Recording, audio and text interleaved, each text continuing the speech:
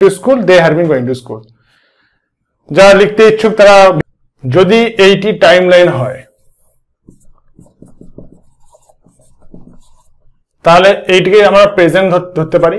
Present এইটি হলো, তাহলে এই দিকেরটা হবে পাস্ট, সরি এই দিকটা ফিউচার হবে, ভবিষ্যতে এগিয়ে যাচ্ছে, ডান দিকে এগিয়ে যায়, বাঁ দিকে পিছনে পাস্ট।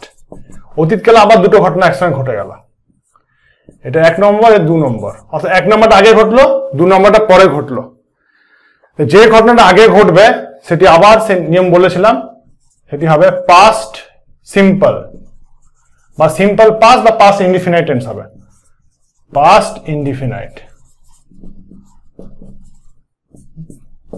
আর যদি এইটি হবে 2 নম্বর, যদি আগে ঘটবে বেশি অতীতে, সেটিকে আমরা পাস্ট পারফেক্ট বা পাস্ট পারফেক্ট কন্টিনিউয়াস করবো। আমরা এখানে পাস্ট পারফেক্ট কন্টিনিউয়াস আলোচনা করছি, তাই এখানে হবে পাস্ট পারফেক্ট। এটি হতে পারে যেমন আগের লেসনে আমরা পড়েছিলাম, আমি অমুক ঘটনা করে স্কুল গিয়েছিলাম, তাহলে তাই হবে। এবং আমি আগে থাকতে শুধু স্কুল যাচ্ছিলাম, তাহলে পাস্ট পারফেক্ট কন্টিনিউয়াস।